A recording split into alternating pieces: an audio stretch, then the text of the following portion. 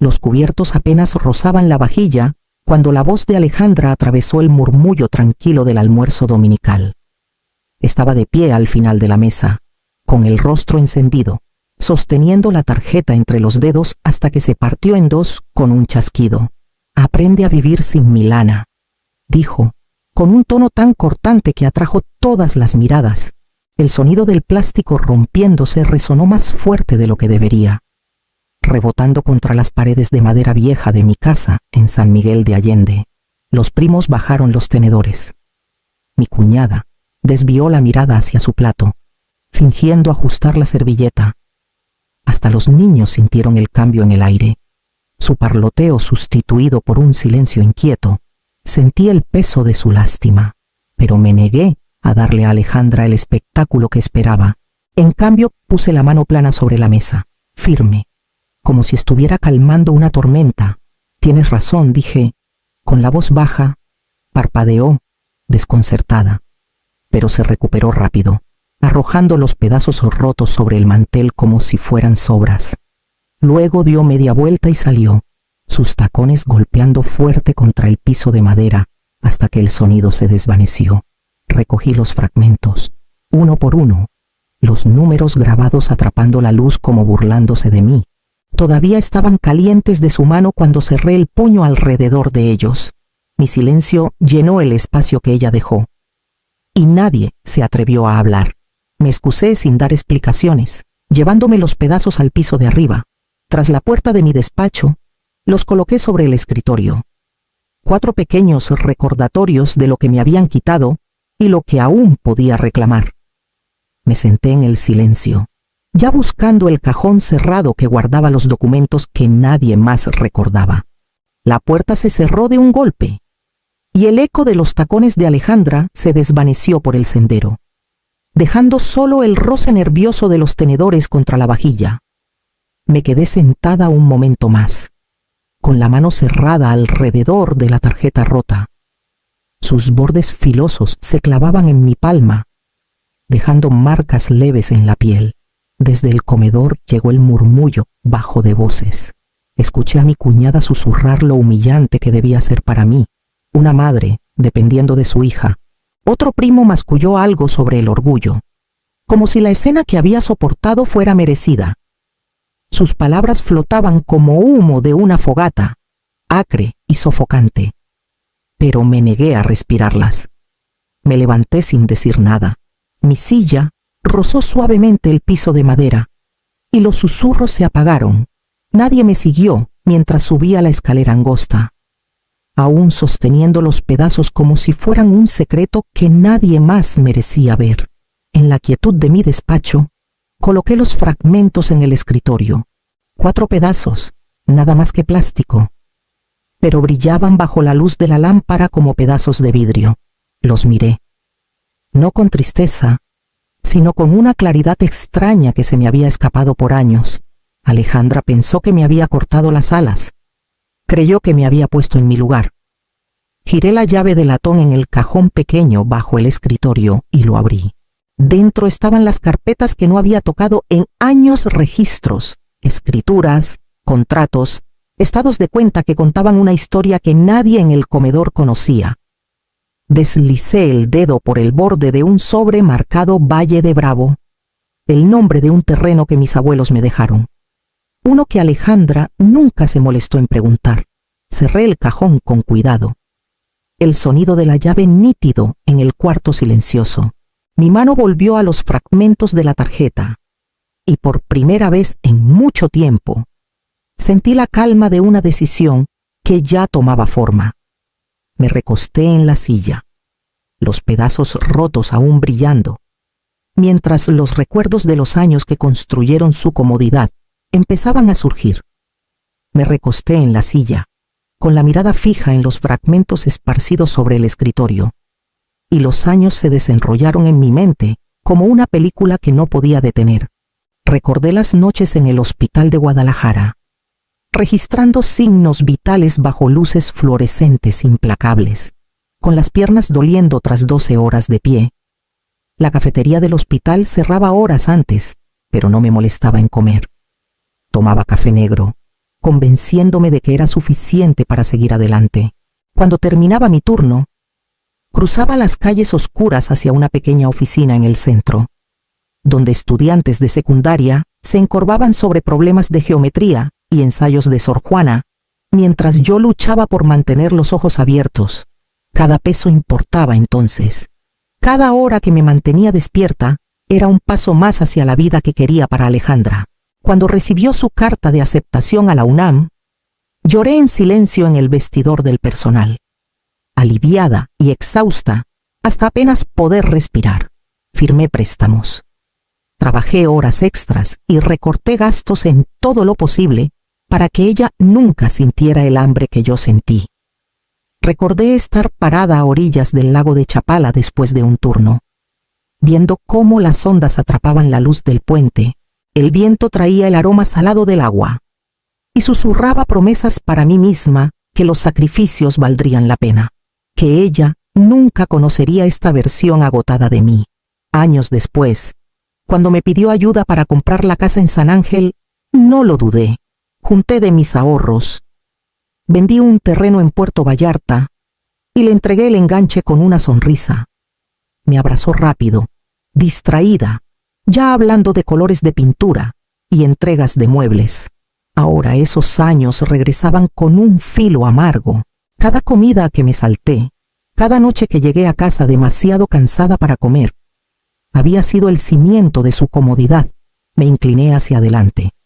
Abrí el cajón otra vez y puse la mano sobre el sobre marcado Valle de Bravo. Su peso me estabilizó, recordándome lo que aún era mío, intacto, incluso después de todo lo que había dado. El sobre marcado Valle de Bravo pesaba bajo mis dedos, sus bordes suavizados por los años de moverlo sin olvidarlo.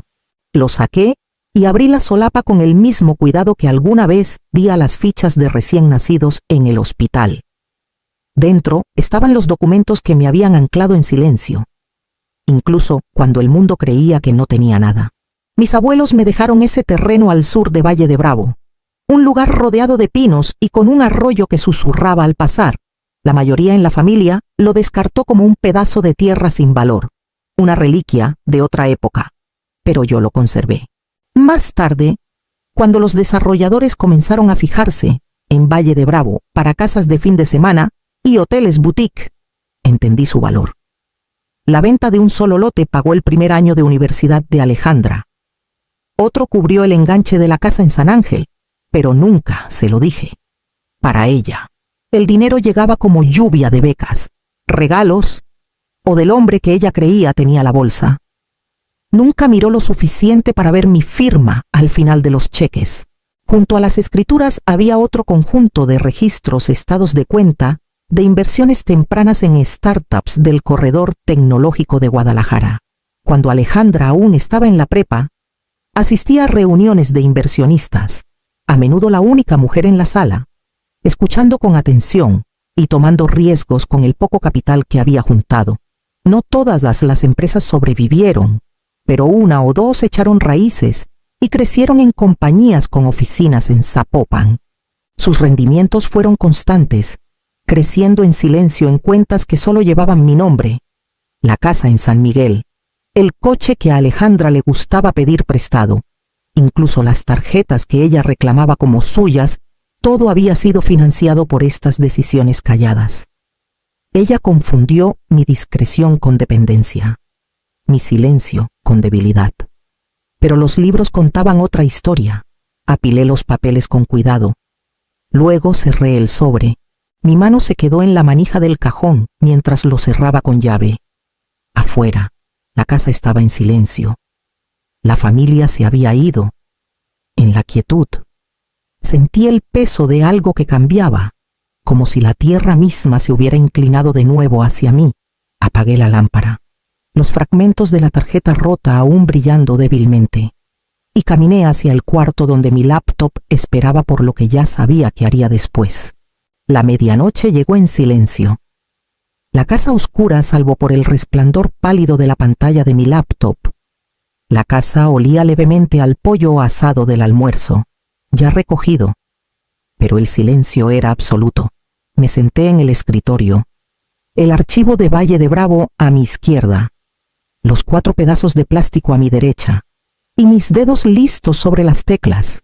Abrí mi correo, el cursor flotando como probando mi decisión.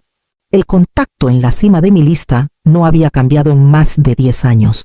Gabriel Torres, asesor senior en Banorte Wealth. Él había manejado mis cuentas desde antes de que Alejandra terminara la prepa. Cuando entendí que el silencio podía ser un escudo si venía con preparación, comencé el mensaje lentamente. Cada palabra precisa.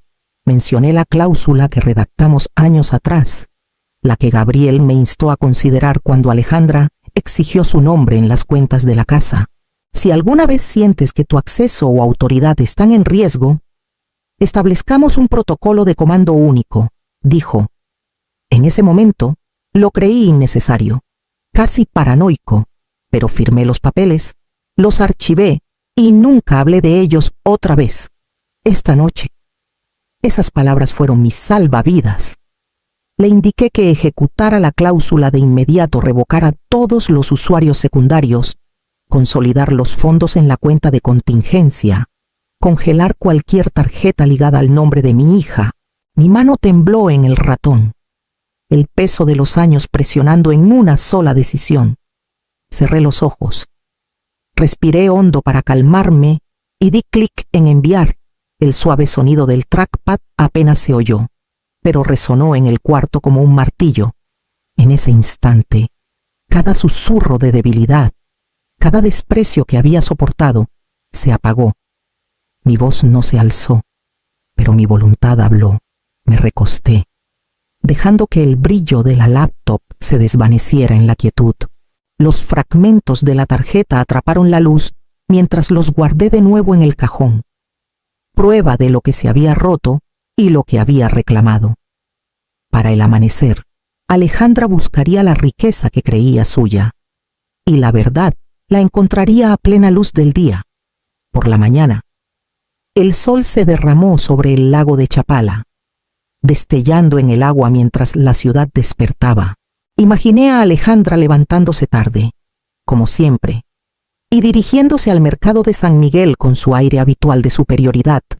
En el súper, llenó su carrito con los pequeños lujos que consideraba esenciales: vino francés, quesos importados, pasteles envueltos en papel encerado.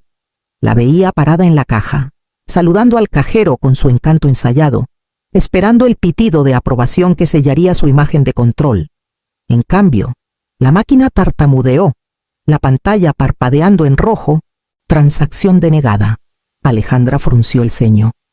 Se echó el cabello hacia atrás y pasó la tarjeta otra vez. El mismo resplandor rojo le respondió. Un hombre en la fila detrás de ella tosió, impaciente, y ella se giró hacia el cajero. Pásala otra vez. El sistema está mal. El cajero obedeció. Y de nuevo la pantalla dio su veredicto. Esta vez el silencio pesó más. Los murmullos de los que estaban en la fila crecieron, las miradas cayendo sobre ella. Sacó su celular, marcando con dedos rápidos y furiosos. Sabía exactamente a quién llamaría. La voz de Gabriel, calmada y cortante, cruzó la línea. Señora Ramírez, dijo, siempre formal, desde anoche. Su acceso ha sido revocado. Usted no es la titular de la cuenta. Podía ver la conmoción recorrerla, aunque nunca lo admitiría en voz alta. Las bolsas de compras esperaban, el total brillando en la pantalla, mientras su orgullo se desmoronaba frente a extraños. Dejó el carrito donde estaba, con las mejillas encendidas, y salió furiosa a la luz del día, sus tacones golpeando el pavimento como lo hicieron el día anterior al salir de mi casa. El ritmo era el mismo, pero la música había cambiado. En casa, me senté junto a la ventana con una taza de café, la calma sosteniéndome. No necesitaba presenciar la escena para saber que se había desarrollado exactamente como la imaginé. El poder que ella creía suyo no había sido más que luz prestada. Dejé la taza, el sabor de la victoria apagado por el peso de lo que aún vendría, y me giré hacia el teléfono que ya empezaba a sonar. El teléfono sonó justo como sabía que lo haría. Lo dejé sonar 2 veces antes de levantar el auricular. La voz de Alejandra irrumpió. afilada por la furia. ¿Qué hiciste? Mi tarjeta no sirve. El banco miente. Y todos en el súper lo vieron. Arréglalo ahora. Escuché su enojo sin aliento, controlando el mío. El dinero siempre fue mío, dije suavemente. El silencio que siguió no fue de los que sanan. El suyo era incredulidad, un hueco donde la negación intentaba cubrir la verdad. Luego vinieron las acusaciones entrecortadas: traición, crueldad, egoísmo. La dejé hablar hasta que las palabras se volvieron frágiles y vacías. Antes de que pudiera reunirlas de nuevo, colgué. San Miguel nunca ha sido un lugar donde los secretos permanezcan enterrados mucho tiempo. En días, las historias comenzaron a circular por las mesas de los cafés y las galerías. Alejandra, que alguna vez fue la anfitriona en los mejores restaurantes del centro, ahora cancelaba planes con excusas débiles. Sus amigos notaron cheques que llegaban tarde, reservaciones que se esfumaban, y el brillo de su imagen perfecta empezaba a opacarse. Escuché murmullos, incluso en lugares que ya rara vez visitaba. Algo cambió con Alejandra. Decían, ya no paga las cuentas como antes. La lástima se colaba en las voces que alguna vez hablaron de ella con envidia. Los que habían disfrutado de su brillo ahora pisaban con cuidado, como si el resplandor pudiera quemarlos al desvanecerse. Caminé por el mercado un sábado por la mañana y la vi al otro lado de la calle. Estaba con dos conocidos, riendo más fuerte de lo necesario, sus gestos exagerados, pero sus ojos inquietos. La máscara aún resistía, pero las grietas se extendían bajo la pintura.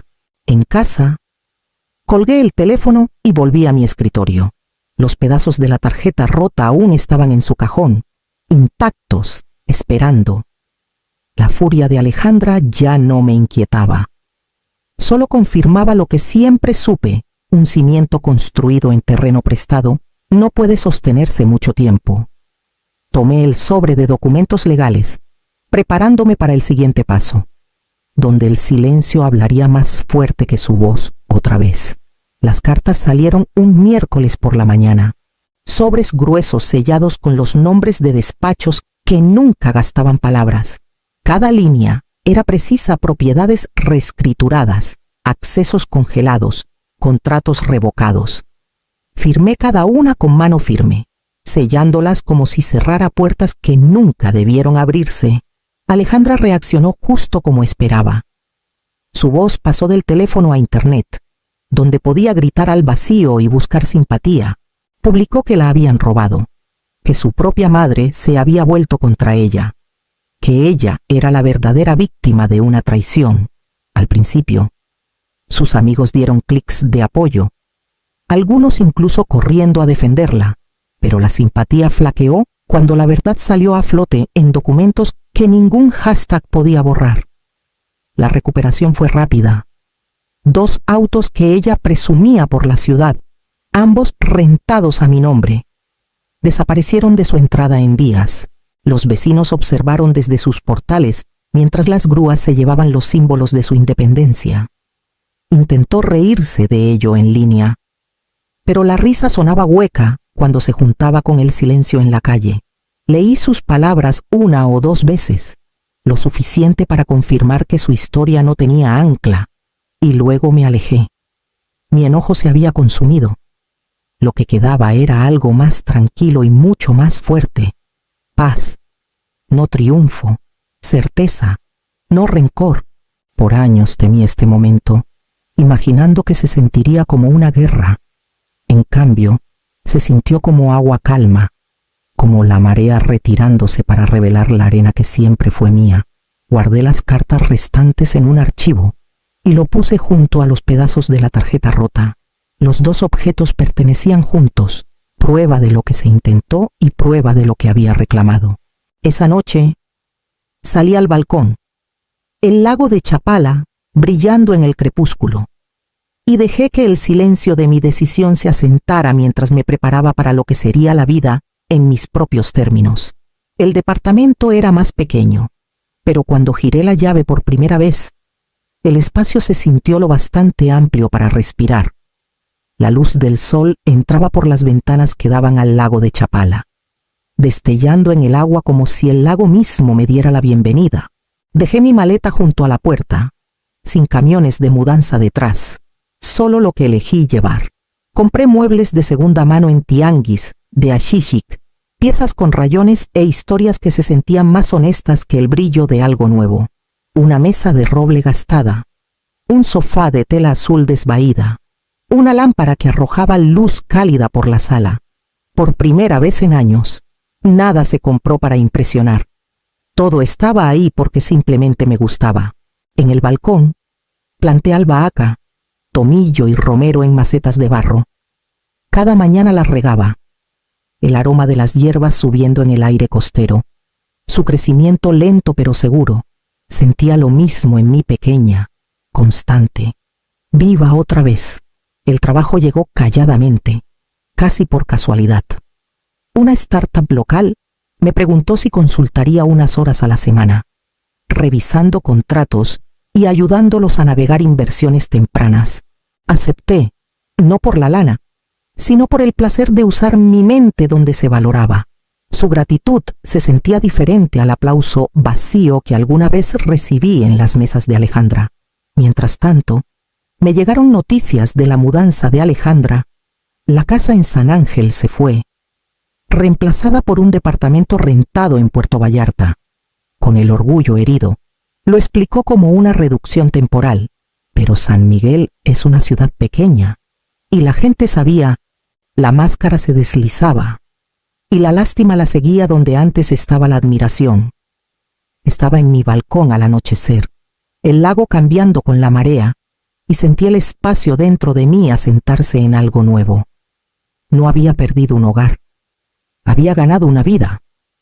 Regresé adentro, donde la caja de cedro esperaba en mi escritorio, lista para guardar los 4 fragmentos que lo iniciaron todo.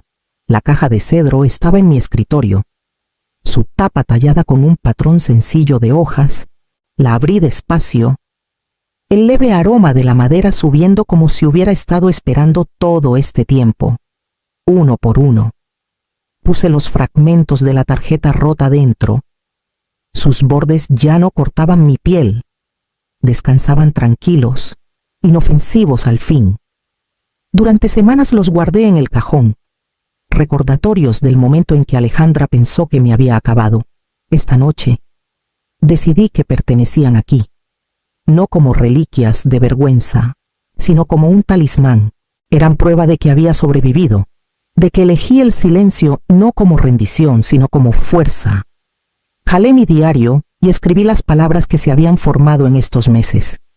La fuerza no se grita, se vive. La tinta se secó en la página, firme y sin romperse, y sentí la verdad asentarse dentro de mí. Cerré la caja y la puse en el estante sobre mi escritorio. Afuera, el lago se movía con la marea, constante como lo estuvo la noche en que dejé atrás todo lo que ya no me pertenecía. Abrí la puerta del balcón y salí al aire fresco, dejándolo llenar mis pulmones hasta que la última traza de pesadez se desvaneció. Las luces de San Miguel brillaban a lo lejos, suaves contra el agua oscura. Mi vida era más pequeña ahora, más tranquila, pero cada elección era mía. El pasado ya no me ataba. El futuro, cualquiera que fuera su forma, lo construiría con mis propias manos. Apoyé las palmas en el barandal, respirando hondo, y vi cómo la corriente llevaba sus secretos hacia el horizonte.